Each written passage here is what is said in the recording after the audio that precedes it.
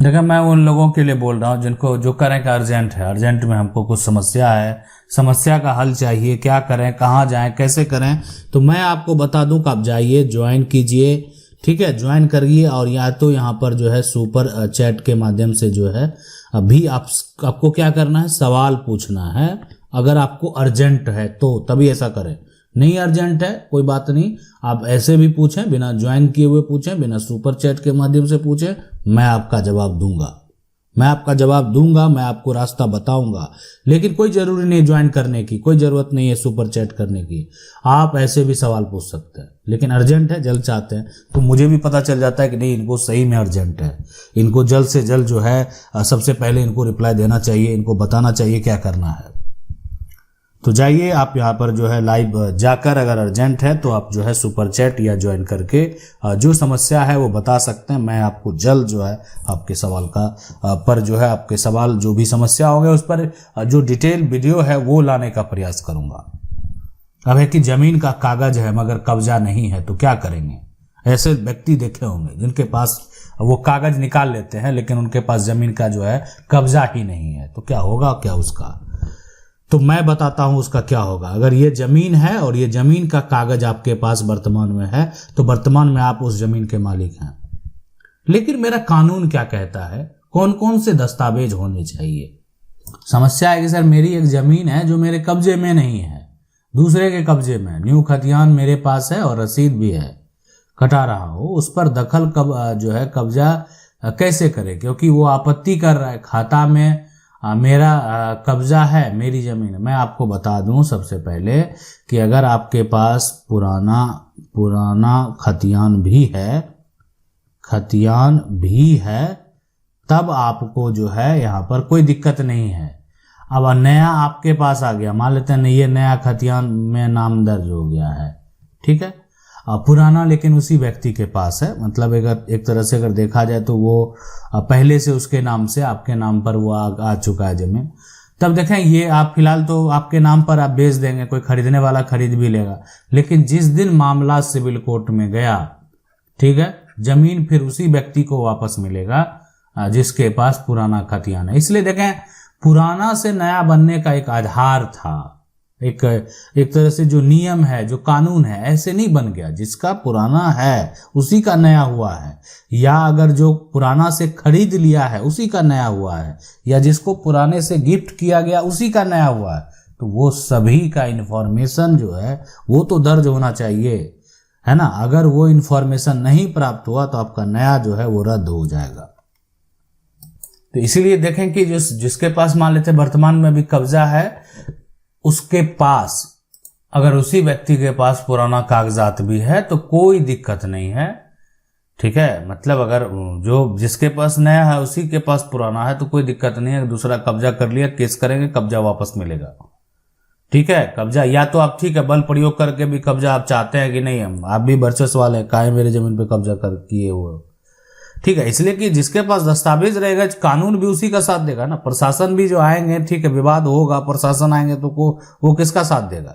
लेकिन फिर भी प्रयास करना होता है कि आप चाहें तो मामला को कोर्ट में लेकर जाएं और कानूनी तरीके से जो है उसको बता दें कि इस पे अगर ठीक है मान लेते हो सकता है कि आप एक तरह से प्लॉट पे जाएंगे और किसी और अन्य प्रकार का विवाद ही उत्पन्न हो और मारपीट की समस्या जो है वो आ जाए, तो उस केस में ज़्यादा सही होता है कि आप मामला कोर्ट में लेकर जाएं और अपनी संपत्ति को हासिल करें। अब घर के बगल की जमीन को पड़ोसी ने कर लिया है कब्जा, घर के बगल में है जमीन और पड़ोस वाला मान लेते हैं ऐसा तो करेगा ही, देखेगा खाली है तो क्या करेगा, सीधी सी बात है, खाली कब्जा कर लेता और अक्सर आपको ये देखने को मिलेगा। तो मैं आपको बता दूं, लेकिन करना नहीं चाहिए। दो मकान है और बगल में खाली जमीन, अब हो सकता है कि उसी व्यक्ति का खाली जमीन हो तो वो अपना कब्जा कर रहा है तो कोई बड़ा बात नहीं है, लेकिन दोनों का है, उस केस में कोई अगर परेशान कर रहा है तो समस्या, या कोई अगर वो रास्ता छोड़ा गया है तो उसमें अगर कोई परेशान कर रहा है तो दो मकान के बीच में गली है जिसमें हमारी खिड़की निकली है और छत का पानी गली से निकलता है, गटर का पानी उधर से ही जाता है, पड़ोसी ने उस जमीन को कब्जा कर लिया है, फिर हो नहीं एक तरह से क्या करें। तो मैं आपको बता दूं सबसे पहले कि इस तरह का समस्या अगर है तो आप एक बार उसके खिलाफ FIR दर्ज करवा कर जो है, अगर आपके जो है आप SDM के पास जो है यहाँ पर उसकी शिकायत करेंगे, आवेदन दे देंगे, एक आपको ये काम करना है, किसी वकील के माध्यम से दे देंगे ताकि उस पर जो है केस फाइल हो जाए। और रही बात एक यहाँ पर कि जो गली ये वाला है वो अगर सरकारी नहीं निजी जमीन का है और ये जमीन आपकी नहीं है तो कोई इसका मतलब नहीं बनता है। कोई अपनी निजी जमीन को अगर कब्जा भी करेगा और गली है तो फिर आप उसको रोक नहीं पाएंगे। हाँ, उस केस में उस पे भी रुकावट लगेगा अगर आपका कोई रास्ता बंद कर रहा है। इसलिए कोई भी मकान है, कोई भी मकान का रास्ता बंद करने का किसी को अधिकार नहीं है, उसका रास्ता बंद नहीं किया जा सकता है। ठीक है, कोई घर है उसका रास्ता आप कैसे बंद कर देंगे। देखें, अगर एग्रीमेंट फर्जी तरीके से बना लिया जाए तो मैं आपको बता दूं, देखें कि अगर कोई भी जाली दस्तावेज अगर तैयार करता है, अगर वो 420 करता है तो उस पर जो है तमाम आरोप धाराएं जो है फर्जी दस्तावेज से संबंधित जो भी धाराएं उस पर लगाए जा सकते हैं। कि देखें, किसी का भी कोई भी डॉक्यूमेंट अगर आप जाली बनाते हैं तो वो एक बड़ा गुनाह है, वो करना जो है गलत है। वो अगर आप कर रहे हैं तो सबसे बड़ा गुनाह कर रहे हैं, जो कि आपको नहीं करना है। तो मैं यहाँ पर ये आप समझ लें कि एग्रीमेंट में, जैसे यहाँ पर कह रहे हैं कि एग्रीमेंट और गवाह के हस्ताक्षर हो और यहाँ कोई मेरे और मेरे गवाह के गैर मौजूदगी में मेरे जानकारी के बिना मेरे फोटो और हस्ताक्षर सहारा लेकर अगर कोई दूसरा व्यक्ति नोटरी करवा लिया और नोटरी रजिस्ट्रार में हस्ताक्षर नहीं है तो वह एग्रीमेंट मान्य होगा। यहाँ पर देखें, यह सीधी सी बात है, अगर गलत तरीके से बनाया गया है तो उसका जो तरीका है वो गलत है। मतलब आप कह सकते हैं गलत तरीका हो गया या फर्जी तरीका से दूसरा का सिग्नेचर ले लिया, तो सीधी सी बात है वो मान्य कैसे होगा, तो फर्जी हो गया। आप उस पर आप जान रहे हैं तो तुरंत उस पर आप कंप्लेन कर सकते हैं, ताकि जैसे आप जाने और आपके लिए वो कंप्लेन ही एक प्रूफ है। ठीक है, कि आप तुरंत एग्रीमेंट हुआ और आपको, रही बात एग्रीमेंट कोई भी चीज का जब होता है, किसी भी चीज का होता है तो उस एग्रीमेंट को फुलफिल करने का एक प्रोसेस होता है। अब उसको तो आप करेंगे नहीं, अब उसको अगर कोई और कर रहा है तो वो फिर वहां फर्जी है। तो एग्रीमेंट के भी बहुत सारे प्रोसीजर होते हैं, नियम होते हैं, और अगर उस नियम को पालन करके कोई चलता है तब वो एग्रीमेंट जो है ऐसा मान्य होता है कि आप समझ लें कि वो एक ऐसी प्रूफ हो जाती है जिसको कभी भी झुकलाया नहीं जा सकता। अब ये समस्या है कि रिंग रोड में इनका जमीन जा रहा है और उचित मुआवजा नहीं मिल रहा है। तो मैं आपको बता दूं यहाँ पर आपको करना क्या है कि देखिए, ये कह रहे हैं कि सर मेरा रोड का जमीन जो है वो नहीं, एक तरह से वो नहीं रिंग रोड में जा रहा है, पर जमीन का रेट जो है वो जो भी है रिंग रोड में इनका जमीन जा रहा है और रेट इतना डिसमिल दे रहा है, तो मार्केट से इतना है, तो क्या कैसे करें प्लीज। तो यहाँ पर देखें, सबसे पहले जो समझने की जरूरत ये है कि कोई जमीन अगर मान लेते हैं रोड में जाता है, ठीक है, तो सरकार के द्वारा जो है, सरकार के द्वारा उनको मुआवजा दिया जाता है। यानी जमीन अधिग्रहण कानून के तहत जमीन को अधिग्रहण किया जाता है जमीन मालिकों से, और उसके बाद जमीन मालिक के खाते में जो है, अब तो खाते में आपका पैसा चला आता है। अब है कि बहुत आदमी को क्या, क्षेत्र का जो सर्कल का रेट होता है वो कम होने के कारण जो गवर्नमेंट का रेट है, अगर उससे 4 गुना भी दिया जाता है तो भी उसका जो वर्तमान में जिस रेट पे वो बिक रहा था उतना रेट नहीं मिल पाता। तो इसके लिए विकल्प है कि इस मामले को लेकर आप हाईकोर्ट जा सकते हैं और स्पष्ट तरीके से वकील से संपर्क करके रख सकते हैं। बहुत बार ऐसा हुआ भी है, बहुत सारे मामले में, ठीक है, और रखेंगे। और अगर गलत तरीके से ये आपको मुआवजा सही नहीं मिल रहा होगा, लेकिन इसमें कहीं ना कहीं आपकी एक यूनिटी होनी चाहिए, सिर्फ आप अकेला नहीं होना चाहिए, साथ में और भी लोग जिनकी जमीन जा रही है और वो भी इस बात को रखने का अगर प्रयास करेंगे तो फिर आप आसानी से संपत्ति को जो है, यानी उसका जो वास्तविक मुआवजा है प्रॉपर्टी का, वो प्राप्त कर पाएंगे। देखें, आप भी चाहते हैं कि जल्द से जल्द मेरा समस्या का हल हो, तो आप जाके ज्वाइन कर सकते हैं। सुपर चैट्स जो है से अपना सवाल जो है पूछ सकते हैं। हर एक तरह से अर्जेंट नहीं है तो आप ऐसे भी जाके चैट में सवाल पूछिए, मेरा प्रयास रहेगा जल्द से जल्द आपके सवालों का जवाब देने का। लेकिन जो लोग एक तरह से ज्वाइंट सुपर चैट से जो है यहाँ पर अगर सवाल पूछते हैं तो उनको पता चल जाता नहीं, इनको अर्जेंट है, लग रहा है कि जल्द में इनको जवाब देना चाहिए।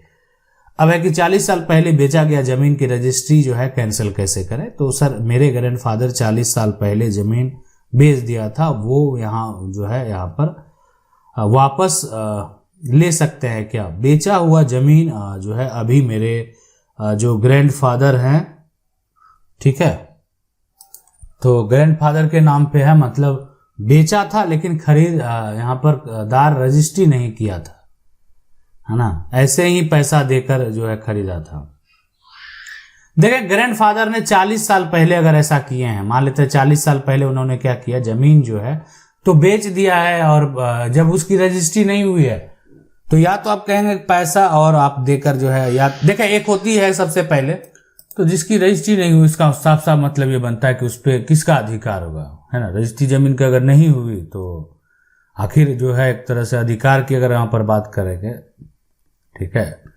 तो उसी का अधिकार होगा जो कि जिसके नाम से वर्तमान में जमीन है, और आप उसको चाहें दोबारा बेच भी सकते हैं, और आप चाहें तो जो व्यक्ति है वही, अगर अब क्या है नहीं है क्या मामला ये तो, लेकिन वर्तमान में मैं अगर कानूनी अधिकार की बात करूंगा तो जिसके नाम वो जमीन है ना, तो जिसके नाम वो जमीन है, अधिकार तो कानूनी रूप से उसी का होगा ना। अब कोई मौखिक तौर पे जमीन ले लिया, बिना रजिस्ट्री के जमीन ले लिया, तो उसका तो कोई मान्यता ही नहीं है कानून में। निसंतान परिवार है, परिवार की जमीन का अधिकार यहाँ पर जो है कब और जो है किसका होगा। तो ये कह रहे हैं वकील साहब मैं आपका वीडियो देखता हूँ, मेरे दादाजी यानी जो है 100 साल पहले 4 भाई थे, है ना, 4 भाई थे और एक भाई की कोई औलाद नहीं थी, उनकी सारी जमीन एक भाई के भतीजे ने करवा ली और उनके परिवार आज भी जोतता है, रिकॉर्ड नहीं मिलता है। अब अपना हक लेने के लिए जो है क्या करें, सबसे बड़ी बात है। तो देखें जो भी है रिकॉर्ड की अगर बात करेंगे, सबसे पहले कुछ भी इंफॉर्मेशन हो, आप क्या करें, सिविल कोर्ट में केस फाइल कर दें, सब अपना रिकॉर्ड अपने निकाल देंगे अगर कोई सच्चाई होगी तो। अगर किसी के पास होगा भी तो निकालेंगे। सिविल कोर्ट में आप केस फाइल कर सकते हैं एक आधार मानकर, एक वंशावली के हिसाब से कि आपको शेयर नहीं दिया गया है, जबकि शेयर समान होना चाहिए। अब दादा के समय में अगर एक भाई कोई निसंतान है, कोई औलाद नहीं है उनकी, तो उसको उस संपत्ति का हक क्या, मान लेते हैं 4 है, अब 4 भाई हैं, अब इसका कोई भी औलाद नहीं है, तो इसका जो संपत्ति होगा वो तीनों में बढ़ जाएगा, इसमें भी आएगा, इसमें भी आएगा, इसमें भी आएगा। अब कोई अगर एक अपने नाम पर करा लिया है तो उसका एक प्रूफ होना चाहिए, कहने का मतलब कि उसको वसीयत कर दिया, उसको दान दे दिया, मतलब वो डॉक्यूमेंट उसके पास होना चाहिए कि वो संपत्ति लेने का अधिकार उसके पास होना चाहिए। अब वो नहीं है, जो फिर एक तरह से गुप्त रूप से अपने नाम पर करवा लिया, उसका उपयोग करने लगा, तो उस केस में आज अगर मामला कोर्ट में जाएगा तो उसके वंशज को जवाब देना पड़ेगा, उसको ढूंढ कर लाना पड़ेगा आखिर कौन सा आधार से आपके नाम पर ये दस्तावेज गया। तो मामला चलता है और प्रक्रिया होता है। अगर कोई भी देखें गलत तरीके से, कोई भी धोखे से अगर कोई भी प्रॉपर्टी को अपने नाम जो है करवा लिया है, अपने नाम पर ले लिया है, तो इन सभी चीज़ों के लिए जो है एक तरह से, हाँ रही बात सवाल तो आपके जो आपके अगेंस्ट होंगे वो आपसे भी पूछेंगे कि आप इतना दिन तक कहाँ थे, इतने लंबे साल की बात है, 100 साल पहले की बात है, आप क्यों नहीं उससे पहले आप या आपके पूर्वज के द्वारा किसी प्रकार का कोई एक्शन क्यों नहीं लिया गया। तमाम तरह के जवाब जो हैं वो आपको भी एक तरह से रखने होंगे। आशा करते हैं वीडियो अच्छा लगा होगा। वीडियो को लाइक जरूर कर दें, चैनल को पहली बार देख रहे हैं सब्सक्राइब करके जो बेल आइकन है उसको जरूर दबा लें। मिलते हैं अगले वीडियो में, तब तक के लिए जय हिंद।